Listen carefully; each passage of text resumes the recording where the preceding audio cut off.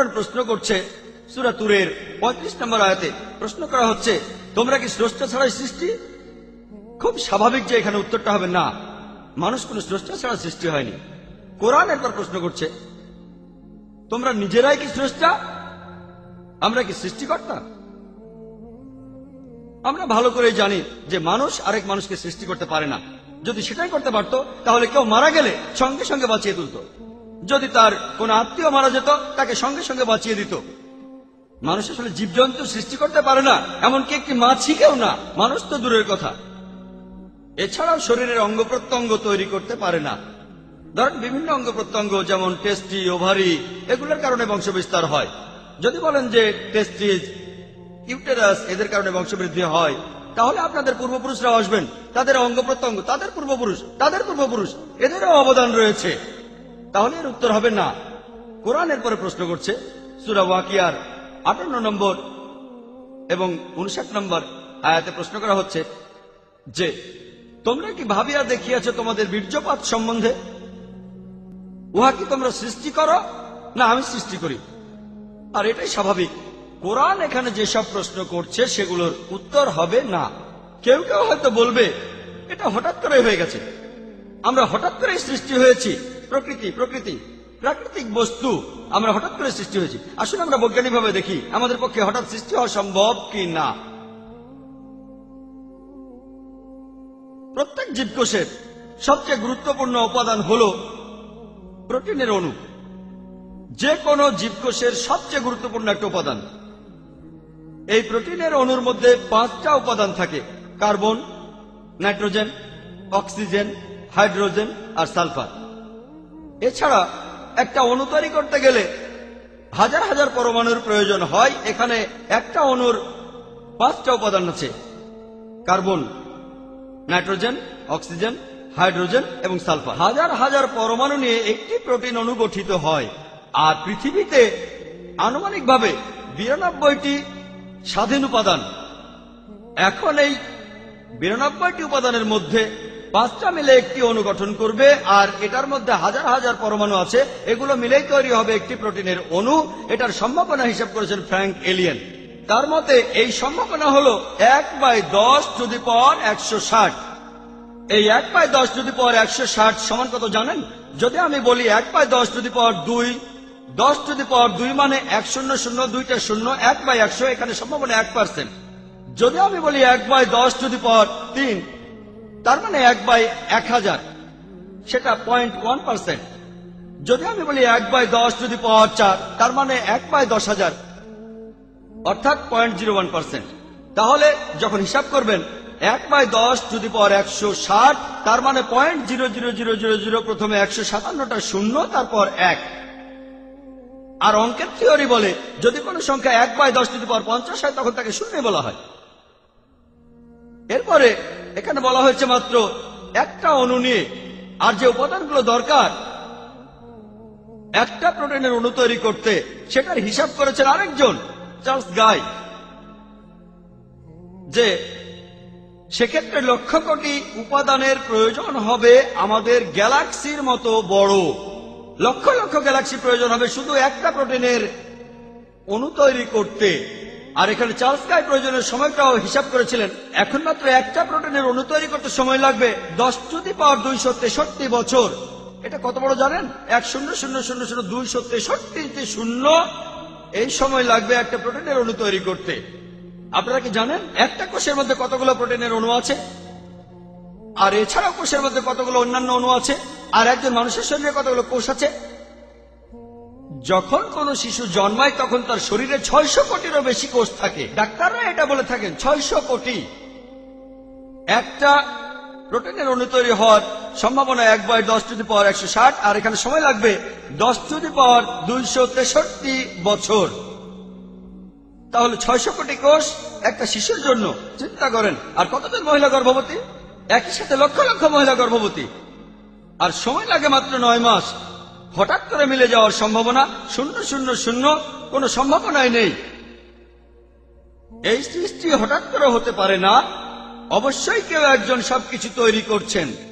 বিজ্ঞান আমাদের বলে যে কেউ একজন অবশ্যই আছে।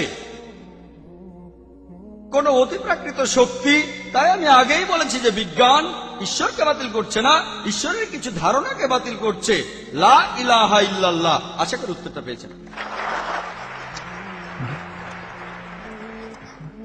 আসসালামু আলাইকুম, আমার নাম আশফাক, আমি একজন স্টুডেন্ট। আমার প্রশ্নটা হলো, কোরআনে বেশ কিছু জায়গায় বলা আছে যে আকাশমণ্ডলী এবং পৃথিবী তৈরি হয়েছে 6 দিনে, কিন্তু সূরা ফুসিলাতে বলা হয়েছে যে আকাশ এবং পৃথিবী তৈরি হয়েছে 8 দিনে। এই কথাটা কি পরস্পর বিরোধী? এই আয়াতে আরো আছে যে পৃথিবী তৈরি হয়েছে 6 দিনে আর তারপরে আকাশ তৈরি হয়েছে 2 দিনে। এই কথাটা বিগ ব্যাং থিওরির বিরুদ্ধে। আকাশমণ্ডলী আর পৃথিবী আসলে তৈরি হয়েছে একই সময়। ভাই খুব গুরুত্বপূর্ণ একটা প্রশ্ন করেছেন। কোরআন বলছে আকাশমণ্ডলী ও পৃথিবী 6 দিনে সৃষ্টি হয়েছে, আর সূরা ফুসিলাতে বলছে 8 দিন। এটা কি পরস্পর বিরোধী? আর এটা কি বিগ ব্যাং থিওরির বিপক্ষে যায় কিনা? আমি আপনার সাথে একমত যে কোরআন অনেক জায়গায় বলেছে আকাশমণ্ডলী ও পৃথিবী 6 দিনে সৃষ্টি হয়েছে। অনেক জায়গায় সূরা আরাবের 54 নম্বর আয়াতে এই কথা বলা হয়েছে। তারপর সূরা ইউনূসের 3 নম্বর আয়াতে উল্লেখ করা হয়েছে, সূরা হুদের 7 নম্বর আয়াতে উল্লেখ করা হয়েছে, সূরা ফুরকানের 59 নম্বর আয়াতে কথা বলা হয়েছে, সূরা সাজদার 4 নম্বর আয়াতে কথা বলা হয়েছে, আর সূরা হাদীদের 4 নম্বর আয়াতে কথা বলা হয়েছে। এমনকি অনেক জায়গায় পবিত্র কোরআন বলছে যে আকাশমণ্ডলী আর পৃথিবী তিনি সৃষ্টি করেছেন 6 দিনে। এটা পার্থিব দিন নয়, এটা হলো ইয়াম, খুব লম্বা একটা সময়কাল। এই কথার ব্যাপারে আমার আপত্তি নেই। আর আমি এ ব্যাপারে একমত যে পবিত্র কোরআনে আকাশমণ্ডলী আর পৃথিবীর সৃষ্টির কথা বলা হয়েছে। সূরা ফুসিলাতে আপনি এখানে যে আয়াতের কথা বলছেন সেটা হলো 9 থেকে 12 নম্বর আয়াত। বলা হচ্ছে যে তাহাকে কি অস্বীকার করিবেই যিনি এই পৃথিবী সৃষ্টি করিয়াছেন 2 দিনে? তোমরা কি তাহার সমকক্ষ দাঁড় করিতেছ? তোমরা কি কাউকে তাহার শরীক করিতেছ? তিনি তো জগৎসমূহের প্রতিপালক। 10 নম্বর আয়াতে আছে তিনি ভূপৃষ্ঠে স্থাপন করিয়াছেন অটল পর্বতমালা এবং পৃথিবীতে খাদ্যের ব্যবস্থা করিয়াছেন 4 দিনে। 11 নম্বর আয়াতে বলা হচ্ছে অতঃপর তিনি আকাশের দিকে মনোনিবেশ করিলেন, যাহা ছিল ধূম্র বিশেষ। অতঃপর তিনি উহাকে এবং পৃথিবীকে বলিলেন, তোমরা উভয়ে আসো ইচ্ছায় অথবা অনিচ্ছায়। উহারা বলিল, আমরা আসিলাম সম্পূর্ণরূপে অনুগত হইয়া। তিনি ইহা করেন 2 দিনে। তাই আপনি যদি পড়েন চিন্তা না করেই 2 যোগ 4 যোগ 2 সমান 8 দিন। কুরআন এই আয়াতগুলো শুরুতেই উত্তর দিয়েছে। এখানে বলা হয়েছে যে যারা এর মধ্যে ভুল খুঁজতে যাবে তারা হবে সেই লোকগুলো সমান যারা অন্য কাউকে আল্লাহর শরীক করে। আল্লাহ সুবহানাহু ওয়া তাআলা জানতেন যে কিছু লোক থাকবে যারা কোরআনের এই আয়াতগুলোর ভুল বের করার চেষ্টা করবে, তারা হবে মুশরিক। আর এখন খ্রিস্টান মিশনারিরা এই আয়াতটা মুসলমানদের বিরুদ্ধে প্রয়োগ করে। যদি আশেপাশে দেখেন, আমি অনেক দেশে গিয়েছি, এই প্রশ্নটা আমাকে শেখানো করা হয়েছিল।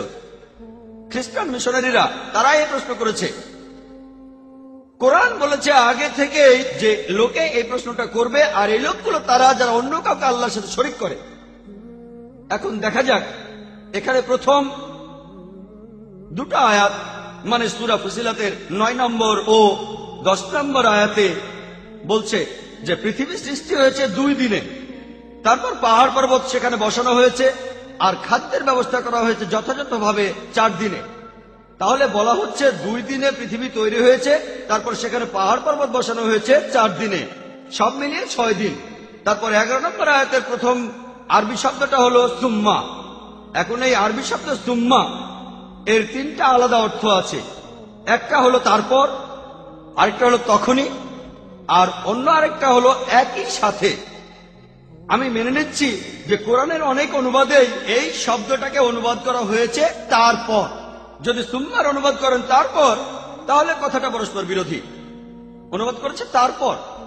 আকাশমণ্ডলী সৃষ্টি হলো 2 দিনে, অর্থাৎ 2 যোগ 4 যোগ 2 সমান 8 দিন। তবে এখানে সঠিক অনুবাদ হবে, এখানে সুম্মা শব্দটার অনুবাদ হবে তখনই অথবা একই সাথে। আর আব্দুল্লাহ ইউসুফ আলহামদুলিল্লাহ এই আয়াতে সুম্মা শব্দটার সঠিক অনুবাদ করেছেন, অর্থাৎ একই সাথে। যদি সুম্মার অনুবাদ করেন তখনই বা একই সাথে, এর অর্থ দাঁড়াবে যখন পৃথিবী আর পাহাড় পর্বত 6 দিনে সৃষ্টি হলো একই সাথে, আকাশমণ্ডলী সৃষ্টি হয়েছে 2 দিনে। যেমন ধরেন কোন একজন নির্মাতা তিনি কথা বললেন যে আমার কোম্পানি একটা 10 তলা বাড়ি বানিয়েছে, একই সাথে বাড়ির চারপাশের দেয়ালটাও বানিয়েছে, মোট 6 মাস সময়। এরপর কোনো একজন লোক সেখানে ফ্ল্যাট কিনতে গেলেন, তারপর সেই নির্মাতার সাথে কথা বললেন, বাড়িটা সম্পর্কে বিস্তারিত জানতে চাইলেন। নির্মাতা বললেন বেসমেন্ট তৈরি করতে 2 মাস লেগেছে, আর পরের 4 মাসে 10 তলা বাড়িটা বানিয়েছি। আর যখন আমি বেসমেন্ট আর বাড়িটা বানাচ্ছিলাম, এই কাজের সাথে সাথে আমি এই বাড়ির চারপাশের দেয়ালটা বানিয়েছি 2 মাসের মধ্যে।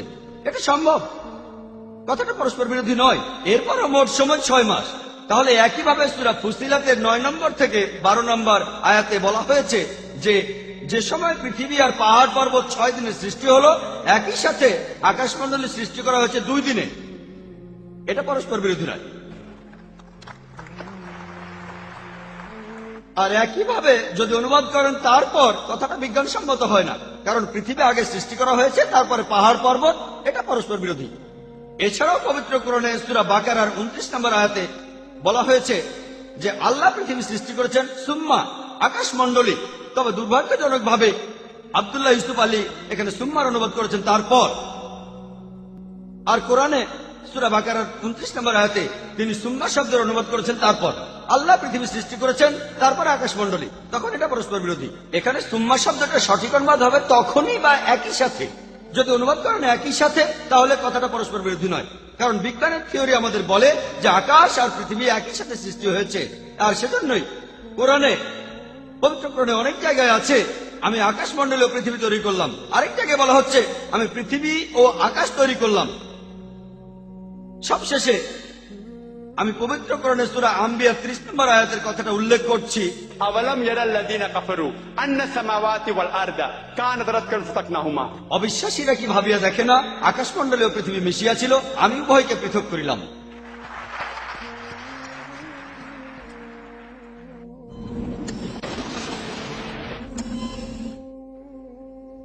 আমি ফারজানা মোল্লা। আমার প্রশ্নটা হলো মানুষের অর্থাৎ হোমোসাপিয়েন্সের বিবর্তন নিয়ে কথা বলছি। চার্লস ডারউইনের থিওরি, বিজ্ঞান এখানে ব্যাখ্যা দিচ্ছে যে প্রাকৃতিক নির্বাচনের কারণেই আজকে এই মানুষ জাতির সৃষ্টি হয়েছে। এখন ইসলামী বিশ্বাসের সাথে এই মতবাদটা পরস্পর বিরোধী হয়ে যাচ্ছে যে আমরা সবাই আদম আলাইহিস সালামের সন্তান। এখন এটা কিভাবে ব্যাখ্যা করা যায়? প্রশ্নটা খুবই গুরুত্বপূর্ণ। আমার কোন বক্তৃতা, কোরআন আধুনিক বিজ্ঞান নিয়ে কোন বক্তৃতা এই প্রশ্নটা ছাড়া সম্পূর্ণ হয় না। আমি এই বিষয়ে কথা বলেছি অনেক জায়গায়, কানাডায়, আমেরিকায়, ইংল্যান্ডে, সৌদি আরবে। কখনোই এই বিষয়টা সম্পূর্ণ হয় না, আর প্রশ্নোত্তর পর্ব সম্পূর্ণ হয় না এই প্রশ্নটা ছাড়া, অর্থাৎ theory of evolution. Charles Darwin বোন প্রশ্ন করলেন কিভাবে আমি কোরআনকে ডারউইনের বিবর্তনের মতবাদের সাথে মেলাবো। বোন, আমি এখন পর্যন্ত এমন কোন বই পড়িনি যেটা বলছে বিবর্তনবাদের ফ্যাক্ট। সব বই বলছে বিবর্তনবাদের থিওরি। আমি এখন পর্যন্ত এমন কোন বই দেখিনি যেটা বলছে বিবর্তনবাদের ফ্যাক্ট। যদি আপনি ডারউইনের বইটা পড়েন, the origin of the species, বলা হয়েছে যে চার্লস ডারউইন একটা দ্বীপে গিয়েছিলেন যার নাম গ্যালাপেগোস। তার জাহাজটার নাম ছিল HMS বিগল। আর তিনি দেখলেন সেখানে পাখি খুঁটে খুঁটে খাবার খাচ্ছে। পাখিগুলোর খোটাখুটির উপর নির্ভর করে তাদের ঠোঁট লম্বা আর ছোট হয়। এই পর্যবেক্ষণটা একটা প্রাণীর উপর করা হয়েছে, অনেক রকম প্রাণী নয়। চার্লস ডারউইন তার বন্ধু থমাস থমটনকে একটা চিঠি লিখেছিলেন 1861 সালে যে আমি প্রাকৃতিক নির্বাচনে বিশ্বাস করি না। আপনি এই শব্দটাই বললেন। আমি বিবর্তনবাদের থিওরিতে বিশ্বাস করি না, কারণ আমার কাছে কোনো প্রমাণ নেই। আমি শুধু এই জন্যই বিশ্বাস করছি কারণ এই থিওরির সাহায্যে আমি ব্যাখ্যা করতে পারবো, প্রজনন তত্ত্ব, শরীর তত্ত্ব ইত্যাদি ব্যাখ্যা দিতে পারবো। চার্লস ডারউইন নিজেই বলেছেন এখানে অনেক ফাঁক আছে। তিনিও একমত না, তিনি নিজেই বলেছেন এখানে অনেক ফাঁক আছে। আর দেখবেন ঠাট্টা করে কখনো বলা হয় তুমি যদি ডারউইনের সময় পৃথিবীতে থাকতে থিওরিটা প্রমাণ হয়ে যেত। তাকে ঠাট্টা করে বলা হচ্ছে বাঁদরের মতো দেখতে। আমরাই ঠাট্টা করে থাকি। এখন এই থিওরি পৃথিবীর অনেক জায়গায় মনে করা হয় আসলে এটা সত্যি। কারণটা জানেন? আমি স্কুলে ডারউইনের থিওরি পড়েছি, এমনকি এখনো পড়ানো হয়।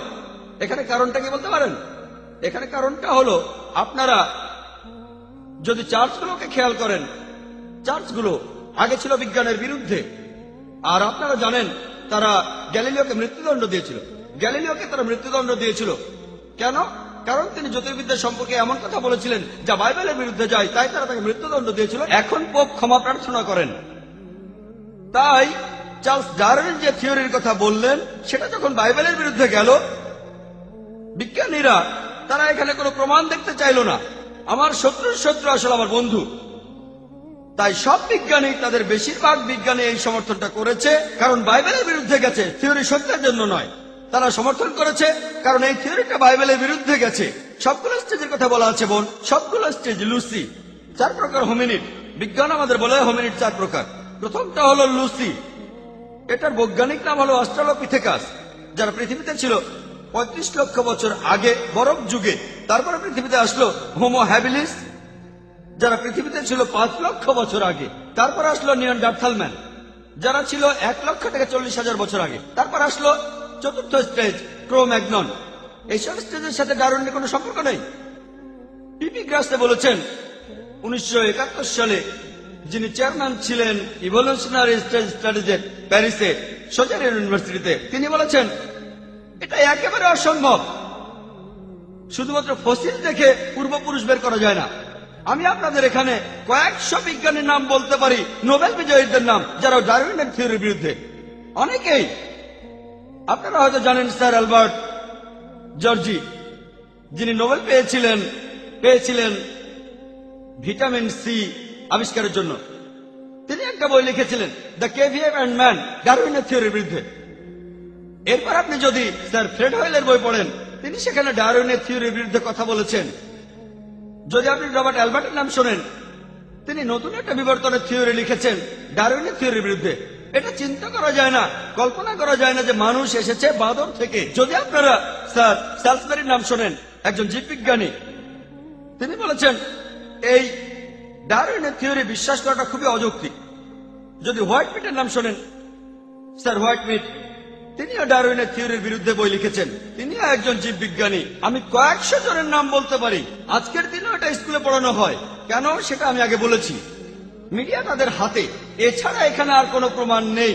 এখানে অবশ্যই কিছু প্রমাণ আছে একেবারে নিচু স্তরে, যেমন অ্যামিবা। নিচু স্তরের প্রাণীর ক্ষেত্রে যেমন অ্যামিবা নিজেকে প্যারামেশিয়ায় বদলে ফেলে, কোরআন এই কথা বলে না যে অ্যামিবা বদলায় না। কোরআন এই কথা বলে না। যদি প্রমাণ করা যায় সেক্ষেত্রে হয়তো সম্ভব, এটা কোরআনের বিরুদ্ধে নয়। কিন্তু এখানে কোনো প্রমাণ নেই। লোকে মলিকিউলার বায়োলজি থিওরির কথা বলে, জেনেটিক কোডিং এর কথা বলে। হ্যান্সিস ক্রেগের মত অনুযায়ী, যিনি এ ব্যাপারে একজন বিশেষজ্ঞ, তিনি বলেছেন এটা অকল্পনীয়। যদি আবারও আপনি হিসাব করেন সেই প্রবাবিলিটি যে একটা ডিএনএ সেটা দিয়েই বাঁদর থেকে মানুষ হয়েছে, এটাও শূন্য হবে। যদি আমি আবার হিসাব করি, আপনারা শুধু বিরক্তই হবেন। আপনাদের একটা প্রোটিন অণুর হিসাব দেখিয়েছিলাম, হিসাবটা এরকম হবে, একটা ডিএনএ। এটা আসলে কোনোভাবেই সম্ভব নয়। আপনারা জানেন নতুন একটা থিওরি এসেছে যে সমকামিতা জিনের মধ্যেই আছে। আমি খবরটা পড়েছিলাম টাইমস অফ ইন্ডিয়ায়। আমি ভেবেছিলাম এবারে আমি যখন রবিবারে আবার আমার পরের লেকচারটা দেব, আমাকে এই প্রশ্নটা তখন করা হবে, যদি সমকামিতা জিনের মধ্যেই থাকে, আল্লাহ আমাদের কেন দোষ দেবেন? কোরআন সমকামিতার বিরুদ্ধে কথা বলেছে। আমি বললাম যে এটা আসলে থিওরি, অপেক্ষা করুন প্রমাণিত হোক, এখনই মন্তব্য করবেন না। এরপর মাত্র কয়েক মাস পরেই দেখা গেল এই থিওরিটা ভুল প্রমাণিত হলো। আর যে লোক এই থিওরির কথা বলেছিল যে সমকামিতার জিনেই আছে, সে নিজেই একজন সমকামী। সেজন্যই বলেছি আমি কথা বলবো বিজ্ঞানের প্রতিষ্ঠিত সত্য নিয়ে, থিওরি আর অনুমান নিয়ে নয়। ডারউইনের থিওরি প্রমাণিত কিছু নয়। আমরা মানুষরা বাঁদর থেকে আসিনি। অনেক বিজ্ঞানী এই থিওরির বিরুদ্ধে কথা বলেন, আর পবিত্র কোরআনের বিরুদ্ধে কথা বলেছে। কোরআন বলছে প্রথম মানুষ হলেন আদম আলাইহিস সালাম। ইনশাল্লাহ আমরা এটা আবিষ্কার করব, হয়তো 100 বছর পরে বা 1000 বছর পরে। এটা নিয়ে গবেষণা হচ্ছে যে মানুষ জাতি একটা যুগল থেকে তৈরি হয়েছে কিনা। তবে এটা শুধু থিওরি। এটা কোরআনের আয়াতও আছে যে মানুষ জাতি তৈরি হয়েছে একটি যুগল থেকে, পুরুষ ও নারী। এটা শুধুই থিওরি, তাই এটার কথা আমার লেকচারে বলিনি। ইনশাল্লাহ এটা প্রতিষ্ঠিত হবে 50 বছর পরে বা 100 বছর পরে। সেদিন আমরা জানবো কোরআন বিজ্ঞানের কথাই বলছে, পরস্পর বিরোধী কিছু নয়, বিজ্ঞানের প্রতিষ্ঠিত সত্যের সঙ্গে অসামঞ্জস্যপূর্ণ কিছু নয়। আশা করি উত্তর পেয়েছেন। আসসালামু আলাইকুম, আমি আব্দুস সামি, আমি স্টুডেন্ট। কোরআনে বলা হয়েছে যে অবিশ্বাসীদের হৃদয় বন্ধ করা আছে, কিন্তু বিজ্ঞান আমাদের বলে মানুষের ব্রেইন চিন্তা করে, হৃদয় না। এটা একটু ব্যাখ্যা করেন প্লিজ। ভাই একটা প্রশ্ন করেছেন যে কোরআনে আছে অবিশ্বাসীদের হৃদয় ঢেকে দিয়েছেন আল্লাহ সুবহানাহু ওয়া তাআলা। আজকে বিজ্ঞান আমাদের বলে আমাদের ব্রেনই সব চিন্তা করে, হৃৎপিণ্ড না। আমিও একমত। তাহলে কোরআনকে অবৈজ্ঞানিক যখন বলা হচ্ছে হৃদয় ঢেকে দেওয়া হয়েছে, আমিও মেনে নিচ্ছি যে কোরআনে বিভিন্ন জায়গায় বলা হয়েছে, যেমন সূরা বাকারার 7 নম্বর আয়াতে বলা হয়েছে যে আল্লাহ হৃদয় ঢেকে দিয়েছেন কাফির লোকদের হৃদয়। সে কথাই বলা হয়েছে যে তাদের হৃদয়কে ঢেকে দেওয়া হয়েছে। এখানে যে আরবি শব্দটা আছে সেটা হচ্ছে কলব। এই আরবি শব্দ কলবের দুটো অর্থ আছে, একটা হলো হৃদয়, আরেকটা হলো বুদ্ধিমত্তা। তাই যদি সঠিকভাবে অনুবাদ করেন, এখানে বলা হয়েছে আল্লাহ তাদের বুদ্ধিমত্তাকে ঢেকে দিয়েছেন, অবিশ্বাসীদের বুদ্ধিমত্তা। আর এটা বৈজ্ঞানিকভাবে প্রমাণিত যে বুদ্ধিমত্তাকে ঢেকে দেওয়া হবে, হৃদয়কে নয়। তবে একজন শ্রোতা আমাকে প্রশ্ন করেছিল, ভাই জাকির, আমি মেনে নিলাম যে কলব মানে হৃদয় আর বুদ্ধিমত্তাও হতে পারে, কিন্তু একটা আয়াতে বলা হয়েছে যে বুকের পেছনে হৃদয় থাকে। তাহলে এখানে আপনি কি উত্তর দেবেন? সেই লোক কোরআনের একটা আয়াত বলেছিল, সূরা হাজের 46 নম্বর আয়াতে উল্লেখ করা আছে, বলা হয়েছে যে চক্ষু তো অন্ধ নয়, বরং তাহাদের বক্ষের পশ্চাতে যে হৃদয় রহিয়াছে উহাই অন্ধ। তাহলে কোরআন বলছে যে চোখ আসলে অন্ধ নয়, তাদের বুকের ভেতরে যে হৃদয় আছে সেটাই অন্ধ। বিজ্ঞান আমাদের বলে যে চোখ দেখতে পারে, হৃদয় দেখতে পারে না। তাহলে কি এই আয়াতটা অবৈজ্ঞানিক? এখানে তো অনুবাদটা হৃদয়ই হবে, বুদ্ধিমত্তা হবে না। তখন তাকে বললাম, আমি মানছি যে শব্দটার আসলে দুটো অর্থ আছে, তবে বুক শব্দটার জন্য যে আরবি ব্যবহার করা হয়েছে সেটা সদর। সদর শব্দটার আবার দুটো অর্থ আছে, একটা হলো বুক, আরেকটা হলো কেন্দ্র। দেখেন যেভাবে আমরা হেড অফ ইনস্টিটিউশনকে বলি সদর অফ দ্য ইনস্টিটিউশন, অর্থাৎ এটা কেন্দ্র। আপনারা পাকিস্তানে দেখবেন, ইন্ডিয়াতে বলা হয় কেন্দ্র, পাকিস্তানে বলে সদর, অমুক জিনিসের সদর, তমুক জিনিসের সদর। পাকিস্তানে বলা হয় সদর আর ইন্ডিয়াতে বলা হয় কেন্দ্র। সদরের আরেকটা অর্থ কেন্দ্র। তাহলে সঠিক অনুবাদটা হলো বস্তুত চক্ষু অন্ধ নয়, বরঞ্চ তাহাদের বুদ্ধিমত্তা যাহা রহিয়াছে কেন্দ্রে, বুদ্ধিমত্তাই অন্ধ। যেমন আমি আমার কথা শুরুতে কোরআনের একটা উদ্ধৃতি দিয়েছিলাম, সূরা তাহার 25 থেকে 28 নম্বর আয়াতে উল্লেখ করা আছে, রাব্বি শুরহ লি সাদরি, হে আমার প্রতিপালক আমার বক্ষ প্রশস্ত করিয়া দাও। রাব্বি শুরহ লি সাদরি ওয়া ইয়াসির লি আমরি ওয়াহলুল উকদাতাম মিন লিসানি ইয়াফকাহু কাওলি। এই দোয়াটা করেছিলেন মুসা আলাইহিস সালাম যখন আল্লাহ সুবহানাহু ওয়া তাআলা তাকে বললেন তার মানুষদের কাছে আল্লাহর বাণী পৌঁছে দিতে। তিনি আল্লাহকে বললেন, হে আমার প্রতিপালক আমার বক্ষ প্রশস্ত করিয়া দাও। এখানে বক্ষ বা বুক সঠিক অনুবাদ নয়, এখানে বক্ষ আবার কি করবে? এর অর্থ, হে আমার প্রতিপালক আমার কেন্দ্রকে প্রশস্ত করিয়া দাও। রাব্বি ইশরাহ লি সাদরি ওয়া ইয়াসির লি আমরি, এবং আমার কর্ম সহজ করিয়া দাও। ওয়াহলুল উকদাতাম মিন লিসানি ইয়াফকাহু কাওলি, এবং আমার জিহ্বার জড়তা দূর করিয়া দাও, যাহাতে উহারা আমার কথা বুঝিতে পারে। আপনারা হয়তো জানেন মুসা আলাইহিস সালাম তোতলা ছিলেন, হয়তো এটাও জানেন সৌভাগ্য হোক আর দুর্ভাগ্য হোক, এমনকি আমিও একজন তোতলা। ছোটবেলায় আমিও তোতলা ছিলাম। তাই যে কোনো লেকচারের শুরুতে আর আজকেও লেকচার দেওয়ার আগে আমি দোয়া করেছি আল্লাহ সুবহানাহু ওয়া তাআলার কাছে, রাব্বি ইশরাহ লি সাদরি, হে আমার প্রতিপালক আমার কেন্দ্রকে প্রশস্ত করিয়া দাও। আমি সাহায্য চাইছি আল্লাহ সুবহানাহু ওয়া তাআলার কাছে, আমার কেন্দ্র প্রশস্ত করো আর আমার মুখের তোতলা আমি বন্ধ করে দাও। এমনকি এখনো যখন আমি স্টেজে কথা বলি না, আমি তখনও তোতলাই। এখানে আল্লাহ তাআলা আমাকে সাহায্য করছেন। রাব্বি ইশরাহ লি সাদরি, হে আমার প্রতিপালক আমার কেন্দ্রকে প্রশস্ত করিয়া দাও, আমার কর্ম সহজ করিয়া দাও, আমার জিহ্বার জড়তা দূর করিয়া দাও আমার শ্রোতাদের সাথে আমার, যাতে তারা আমাকে বুঝতে পারে। তাই বৈজ্ঞানিকভাবে আপনারা যদি সূরা হাজের এই আয়াতটা দেখেন, সূরা হাজের 46 নম্বর আয়াত, এখানে বলা হচ্ছে যে তাদের চোখ অন্ধ নয়, আসলে তাদের বুদ্ধিমত্তা যেটা রয়েছে তাদের কেন্দ্রে সেটাই অন্ধ। কারণ তারা অন্ধ নয়, অবিশ্বাসীরা দেখতে পায়। তাদের অন্ধ বলাটা অবৈজ্ঞানিক। পবিত্র কোরআনের সূরা বাকারার 18 নম্বর আয়াতে উল্লেখ করা হয়েছে, বলা হয়েছে যে তারা বধির, মুখ ও অন্ধ, সুতরাং তাহারা নির্দেশিত পথে ফিরিবে না। সুম্মুম বুকমুন উমিউন ফাহুম লা ইয়ারজুন, বধির, মুখ এবং অন্ধ, তাহারা নির্দেশিত পথে ফিরিবে না। এখানে সত্যিকারের বধিরদের কথা বলা হচ্ছে না, বলা হচ্ছে অবিশ্বাসীদের কথা, যারা শুনেও শুনতে পায় না, আল্লাহ তাআলার নিদর্শন দেখেও তারা কোরআন মানতে চায় না। তাই কোরআন অনেক বেশি বৈজ্ঞানিক। কোরআন ঠিকই বলছে তারা দেখতে পায়, তাদের চোখ অন্ধ নয়, বরং তাদের বুদ্ধিমত্তা যেটা আছে তাদের কেন্দ্রে সেটাই অন্ধ।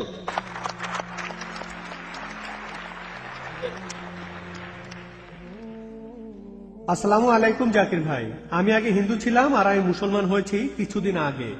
আমি আপনাকে এখন যে প্রশ্নটা করতে চাই, যখন কোনো মহিলা তার গর্ভে সন্তান ধারণ করে, ইসলামে গর্ভপাত নিষিদ্ধ, কিন্তু কোনো মহিলার যদি মেডিকেল প্রবলেম থাকে, রক্তশূন্যতায় ভোগে, অথবা কিছুদিন আগে যে সন্তান প্রসব করেছে আর এমন অবস্থায় সবসময় তার জীবনের উপর ঝুঁকি রয়েছে, অমুসলিম ডাক্তাররা বলেন গর্ভপাত করিয়ে ফেলতে, মুসলিম ডাক্তাররা বলেন এটা হারাম। আর যেসব ডাক্তাররা একটু আধুনিক তারা বলেন যে যদি সন্তান 40 দিন গর্ভে থাকে 40 দিনের আগে গর্ভপাত করা যাবে, 40 দিনের পর করা যাবে না। ইসলামিক কোনো আইনে অনুমতি দেওয়া হয়নি। এটা কি ঠিক নাকি ভুল? ভাই, আপনি একটা প্রশ্ন করেছেন। আপনি বললেন যে এখনকার দিনে অনেক ক্ষেত্রে গর্ভপাত ঘটানো হয়, কিন্তু পবিত্র কোরআনে কোনো গর্ভপাতের অনুমতি দেওয়া হয়নি। এমনকি যখন মায়ের জীবনের উপর ঝুঁকি থাকে, পবিত্র কোরআনে গর্ভপাত নিয়ে বলা হয়েছে। সূরা আনামের 151 নম্বর আয়াতে উল্লেখ করা আছে। এছাড়াও সূরা ইসরার 31 নম্বর আয়াতে উল্লেখ করা আছে, বলা হয়েছে তোমাদের সন্তানকে দারিদ্র্যের ভয়ে হত্যা করিও না, কারণ উহাদিগকে আমি রিজিক দেই এবং তোমাদিগকেও দেই, নিশ্চয়ই উহাদিগকে হত্যা করা মহাপাপ। তাহলে গর্ভপাত ঘটানো হারাম স্বাভাবিক পরিস্থিতিতে। যেমন ধরুন, শূকরের মাংস হারাম, অ্যালকোহল হারাম, মৃত পশুর মাংস হারাম। তবে একই সাথে কোরআন বলছে 4টি আলাদা জায়গায়। সূরা বাকারার 173 নম্বর আয়াতে বলা হয়েছে, সূরা মাইদার 3 নম্বর আয়াতে বলা হয়েছে, সূরা আনামের 145 নম্বর আয়াতে বলা হয়েছে এবং সূরা নাহালের 115 নম্বর আয়াতে উল্লেখ করা হয়েছে। বলা হয়েছে যে যদি নিরুপায় হইয়া কেহ আল্লাহর নির্দেশ পালন না করে, আল্লাহ সেক্ষেত্রে ক্ষমাশীল। যদি নিরুপায় হয়ে আপনি আল্লাহর নির্দেশ পালন না করেন, আল্লাহ সেক্ষেত্রে ক্ষমা করবেন। ধরুন অনাহারে মারা যাচ্ছেন, শূকরের মাংস ছাড়া খাওয়ার কিছুই নেই, তখন সেটাই হালাল হয়ে যাবে, সেটাই হালাল। তবে সেটা তখনকার জন্যই, পরে আর সেটা খেতে পারবেন না। আপনি কোনো জঙ্গলে গেলেন, সেখানে শূকরই হলো একমাত্র খাদ্য, অথবা মরুভূমিতে শুধুমাত্র সেই সময়টার জন্য শূকর খাওয়া হালাল। আপনি যদি শহরে ফিরে আসেন, তখন ওটা আবার হারাম। একইভাবে গর্ভপাত, শুধুমাত্র সন্তান চান না এই জন্য গর্ভপাত ইসলামে হারাম এবং গুরুতর পাপ। কিন্তু এতে যদি মায়ের জীবনের উপর ঝুঁকি থাকে, সেক্ষেত্রে এটার অনুমতি আছে, কারণ ইসলাম ধর্মে সন্তানের জীবনের চাইতে মায়ের জীবন অনেক বেশি মূল্যবান। সন্তান তো এখনো জন্মগ্রহণই করেনি। আমি জানি যে কিছু ব্যক্তি এভাবে বলেন 40 দিনের পর গর্ভপাত করা যাবে না, 40 দিনের আগে এটা করা যাবে। কোরআন এখানে খুবই পরিষ্কার ভাবে বলছে যে যদি জীবনের উপর হুমকি আসে, অনিচ্ছাকৃতভাবে যদি আল্লাহ তাআলার নির্দেশ অমান্য করেন, এটা নিষিদ্ধ নয়। যদি ডাক্তার বলে যে আপনার হার্টের সমস্যা আছে আর প্রসব যন্ত্রণায় আপনার হার্টের ক্ষতি হবে, মা তাহলে মারা যাবে, তাহলে সেক্ষেত্রে গর্ভপাত করানো উচিত। কারণ ইসলাম অনুযায়ী আপনি ছোট কোনো ক্ষতি এড়ানোর জন্য বড় ক্ষতি করতে পারেন না। সন্তানের মা একজন পূর্ণবয়স্ক মানুষ, তার জীবন সন্তানের জীবনের চেয়ে দামি। সন্তান তখন নিজে একা একা বাঁচতে পারে না। তাহলে যদি সন্তানের জন্য মায়ের জীবন ঝুঁকির মধ্যে থাকে, ইসলাম অনুযায়ী গর্ভপাত করানো যাবে। যদি কোনো ঝুঁকি না থাকে, তাহলে সেটা হারাম। আশা করি উত্তরটা পেয়েছেন। আমার নাম জাবেদ, আমি একজন স্টুডেন্ট। আমি আপনাকে একটা প্রশ্ন করব। পবিত্র কোরআনে এক জায়গায় বলা আছে মানুষ সৃষ্টি হয়েছে শুক্রবিন্দু থেকে, যে কথাটার সাথে আধুনিক বিজ্ঞানও একমত। কিন্তু অন্য আরেক জায়গায় কোরআন বলছে যে মানুষ সৃষ্টি হয়েছে মাটি থেকে। কোরআনের এই কথা কি পরস্পর বিরোধী নাকি বিজ্ঞানের সাথে সামঞ্জস্যপূর্ণ? ভাই একটা প্রশ্ন করেছেন যে পবিত্র কোরআনে এক জায়গায় বলা হচ্ছে যে মানুষ সৃষ্টি হয়েছে শুক্রবিন্দু থেকে, আধুনিক বিজ্ঞান একই কথা বলছে। আরেক জায়গায় বলছে মানুষ সৃষ্টি হয়েছে মাটি থেকে। বৈজ্ঞানিকভাবে এই কথাটা কি প্রমাণ করা যায়? আর এই কথাটা কি পরস্পর বিরোধী? এক জায়গায় শুক্রবিন্দু, আরেক জায়গায় বলা হচ্ছে মাটি। পবিত্র কোরআনে বলা হয়েছে, আমি আমার লেকচারও বলেছি যে সূরা কিয়ামত 37 নম্বর আয়াত থেকে 39 নম্বর আয়াত পর্যন্ত বলা হয়েছে যে মানুষ জাতি তৈরি হয়েছে শুক্রবিন্দু থেকে। আর এখনকার বিজ্ঞানও একই কথা বলে। এছাড়াও পবিত্র কোরআনে আছে সূরা হজের 5 নম্বর আয়াতে উল্লেখ করা হয়েছে যে আল্লাহ মানুষ জাতিকে সৃষ্টি করিয়াছেন সামান্য মৃত্তিকা হইতে। আধুনিক বিজ্ঞান আমাদের বলে যে মানুষের শরীরে যে সব উপাদানগুলো রয়েছে, সেই উপাদানগুলোর সব কয়টাকে আপনারা খুঁজে পাবেন মাটিতে, মাটির পৃথিবীতে। তাহলে কথাটা যে মানুষ জাতি সৃষ্টি হয়েছে মাটি থেকে বৈজ্ঞানিকভাবে প্রমাণিত। মানুষের শরীরে যে উপাদানগুলো আছে, মানুষের শরীরের গঠনতন্ত্র উপাদান, এই সবগুলো উপাদানই আপনারা খুঁজে পাবেন মাটির পৃথিবীতে। পরিমাণ অল্প বা বেশি হতে পারে। আপনার প্রশ্নের দ্বিতীয় অংশ, এটা কি পরস্পর বিরোধী? যে এক জায়গায় বলছে মানুষ শুক্রবিন্দু থেকে সৃষ্টি হয়েছে, আরেক জায়গায় বলছে মাটি, এটা কি পরস্পর বিরোধী? এখন পরস্পর বিরোধী হলো যখন দুটো বক্তব্য একটি মানলে আরেকটি মিথ্যে হয়ে যায়, দুটোই একসাথে সত্যি হতে পারেন না।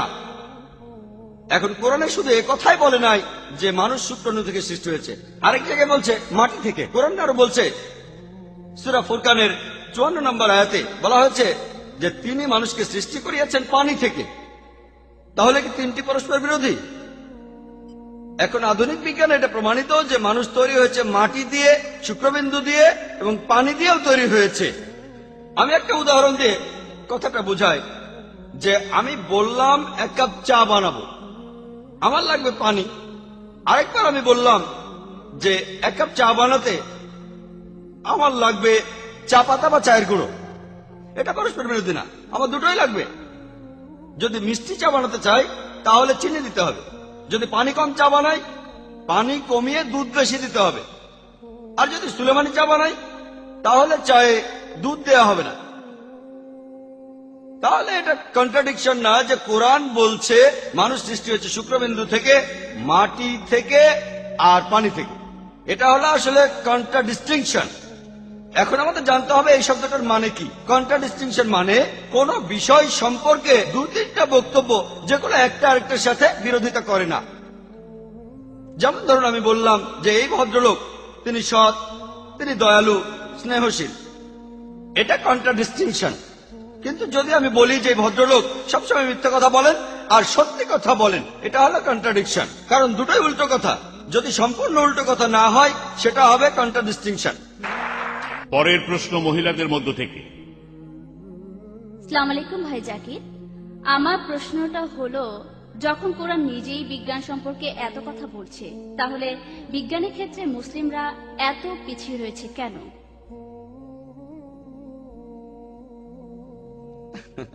বোন, আপনি প্রশ্ন করেছেন যখন কোরআনে এত বেশি বিজ্ঞানের কথা বলা হয়েছে, মুসলমানরা তাহলে কেন পেছনে পড়ে আছে? বোন, আমি এখানে দায়ী করব মিডিয়াকে। আজকের দিনে মিডিয়া এর বেশিরভাগই পশ্চিমাদের হাতে। ইউরোপিয়ানরা মিডিয়া তাদের হাতে, স্যাটেলাইট তাদের হাতে, টেলিভিশন তাদের হাতে, CNN তাদের হাতে, BBC তাদের হাতে, সবই তাদের কবজায়। মিডিয়া এখন তাদের কবজায়। আর আমরা সবাই যে বইগুলো স্কুলে পড়ি, কলেজে যে বইগুলো পড়ি, আপনারা দেখবেন সেখানে 8ম থেকে দ্বাদশ শতাব্দীতে এই সময়টা ছিল অন্ধকারের যুগ। কাদের জন্য অন্ধকার? ইউরোপিয়ানদের অন্ধকার যুগ, পুরো পৃথিবী না। আরব এবং মুসলিমরা তখন অনেক বেশি উন্নত ছিল। 8ম থেকে দ্বাদশ শতাব্দীতে মুসলিমরা অনেক উন্নত ছিল, ইউরোপিয়ানরা পিছিয়ে ছিল। সেজন্য তারা বলে তখন পৃথিবী ছিল অন্ধকার যুগ। আসলে পৃথিবী অন্ধকার যুগে ছিল না, ইউরোপিয়ানরা অন্ধকারে ছিল। সেই সময়ের সামান্য যন্ত্রপাতি আর বিভিন্ন প্রযুক্তি দিয়ে 8ম থেকে দ্বাদশ শতাব্দীতে মুসলিম বিজ্ঞানীরা যে আবিষ্কার করেছেন সেটা অকল্পনীয়। এখন বিজ্ঞান অনেক উন্নত হয়েছে, অনেক আবিষ্কার হচ্ছে। তখনকার দিনের বিভিন্ন রকম সীমাবদ্ধতার মধ্যেও মুসলমান বিজ্ঞানীরা যে কত কিছু আবিষ্কার করেছিলেন সেটা অকল্পনীয়। যেমন ধরুন, আমি আমার লেকচারে বলেছি যে ইবনে নাফিস তিনি রক্ত সঞ্চালন প্রক্রিয়া আবিষ্কার করেন, কিন্তু মেডিকেল বইয়ে আছে, স্কুলের পাঠ্য বইতেও আছে, রক্ত সঞ্চালন প্রক্রিয়া কে আবিষ্কার করেন? William Harvey. সবাই উইলিয়াম হার্ভির নাম জানে, কেউ ইবনে নাফিসের নাম জানে না। ইবনে নাফিস রক্ত সঞ্চালনের কথা বলেছেন 400 বছর আগে।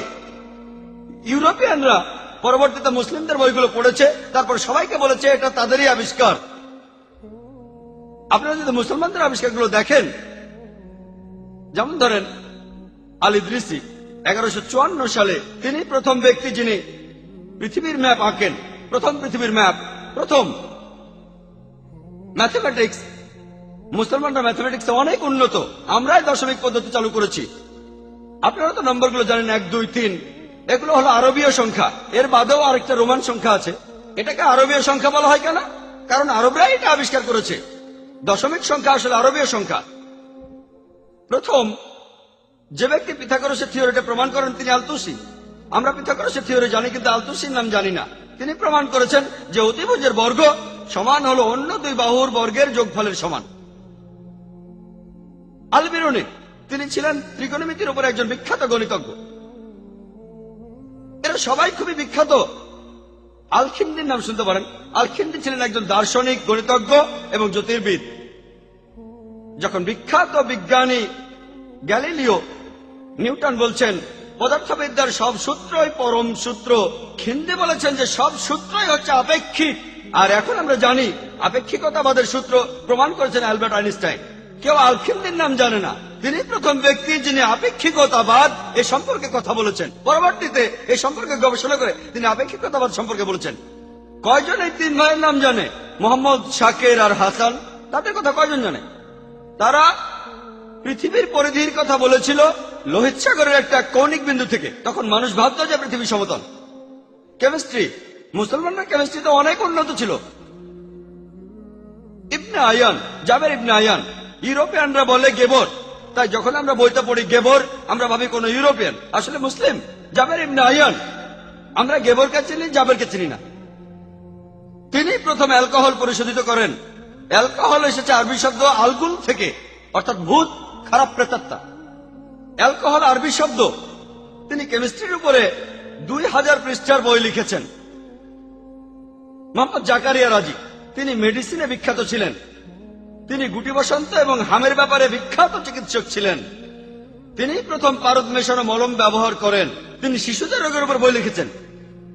এমন অনেক মুসলিম বিজ্ঞানী আছেন। আলী ইবনে আব্বাস, তিনি মেডিসিনের উপর 20টা বই লিখেছেন। আলী ইবনে সিনা, পশ্চিমারা বলে আভিসিনা। আভিসিনা শুনে মুসলিম মনে হয় না। আলী ইবনে সিনা মুসলিম, আভিসিনা মুসলিম না।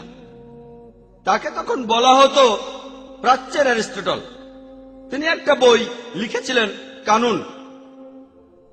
এই বইটা মেডিসিনের পাঠ্য বই হিসেবে বিভিন্ন জায়গায় পড়ানো হয়েছে 17শ শতাব্দী পর্যন্ত। ইবনে জুহরের নাম কে জানে? তিনি হলেন আলেকজান্দ্রিয়ার পর প্রথম কেউ যিনি প্যারাসাইটোলজি নিয়ে কথা বলেছেন, এইচ মাইটের কথা বলেছেন, পেরিকার্ডাইটিস, তিনি ওটাইটিস মিডিয়ার কথা বলেছেন, ট্র্যাকিওটমি। অনেক চিকিৎসক, আল জাহারি ছিলেন বিখ্যাত ডেন্টিস্ট, একজন সার্জন, এছাড়াও একজন প্রসূতি বিশেষজ্ঞ।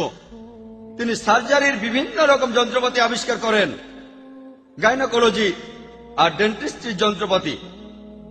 আমরা অনেকেই হয়তো এগুলো জানি, কিন্তু মিডিয়া এখন রয়েছে পশ্চিমাদের হাতে। মুসলিমরা অনেক উন্নত, তবে আপনার কথাটা আমি মানছি, বর্তমানে আজকে মুসলিমরা জ্ঞানে বিজ্ঞানে পিছিয়ে যাচ্ছে। কারণটা জানেন? ইউরোপিয়ানরা এগিয়ে যাচ্ছে। কারণটা জানেন? মুসলিমরা পিছিয়ে যাচ্ছে কারণ তারা পবিত্র কোরআন থেকে দূরে সরে যাচ্ছে। আমরা ধর্ম থেকে অনেক দূরে সরে যাচ্ছি।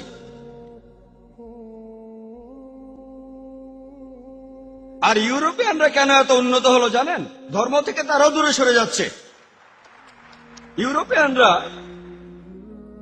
উন্নত হচ্ছে কারণ তারা ধর্ম থেকে দূরে সরে যাচ্ছে।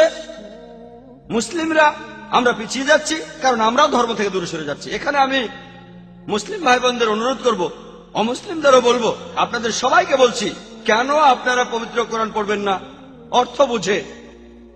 কেন আমরা আয়াতগুলোর অর্থ বুঝবো না? আমরা কোরআন নিয়ে যা করি চুমু দিয়ে উপরে রেখে দেই। কোরআন শুধু চুমু খেয়ে উপরে রাখার জন্য নয়, দৈনন্দিন জীবনে কোরআনের নীতি প্রয়োগ করতে হবে। যদি দৈনন্দিন জীবনে কোরআন মেনে চলেন, অর্থ বুঝে পড়েন, ইনশাল্লাহ আমরা আবার পৃথিবীতে সবার উপরে থাকবো। আশা করি উত্তরটা পেয়েছেন।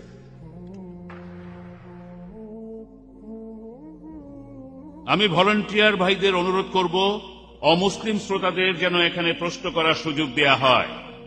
একটা মাইকে অমুসলিম ভাইদের আপনারা প্রশ্ন করার সুযোগ দিন।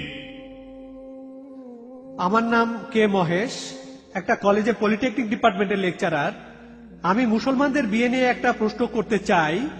ইসলাম ধর্মে কেন একজন পুরুষকে একাধিক বিয়ের অনুমতি দেয়? ভাই প্রশ্ন করেছেন যে কোরআনে কেন বলা হচ্ছে যে একজন পুরুষ একাধিক বিয়ে করতে পারবেন। কোরআন হলো একমাত্র ধর্মীয় গ্রন্থ, পৃথিবীর একমাত্র বই যেটা বলছে মাত্র একটা বিয়ে করো। এই পৃথিবীর অন্য কোন ধর্মগ্রন্থ বলে না, হোক সেটা রামায়ণ, মহাভারত, ভগবত গীতা, বাইবেল, কোন ধর্মগ্রন্থই বলে না একটাই বিয়ে করো, শুধুমাত্র কোরআন বাদে। পবিত্র কোরআনের সূরা নিসার 3 নম্বর আয়াতে উল্লেখ করা আছে যে বিবাহ করো তোমাদের পছন্দ মতো 2, 3 অথবা 4 জনকে, তবে যদি সুবিচার করতে না পারো তবে একজনকেই। যদি সুবিচার করতে না পারেন তবে একজনকেই। তা না হলে যদি সুবিচার করতে পারেন, কোরআন একটা সীমারেখা দিয়ে দিয়েছে 2, 3 বা 4 জন, সর্বোচ্চ 4 জন, তার বেশি নয়। অন্যান্য ধর্মে পুরুষকে বিয়ে করার অনুমতি দেয়া আছে তারা যতগুলো চায়। কোরআন বিয়ের সর্বোচ্চ সংখ্যা বেঁধে দিয়েছে 4 জন। কারণ জানেন? আপনারা যদি এই ব্যাপারটা একটু ভালোভাবে দেখেন, এখানে বলা হয়েছে একই সময়ে সূরা নিসার 129 নম্বর আয়াতে উল্লেখ করা আছে স্ত্রীদের সাথে সমান ব্যবহার করা কঠিন। এটা কঠিন, তবে কোন একজনের দিকে পুরোপুরি ঝুঁকিয়ে পড়িও না। একাধিক বিয়ে করার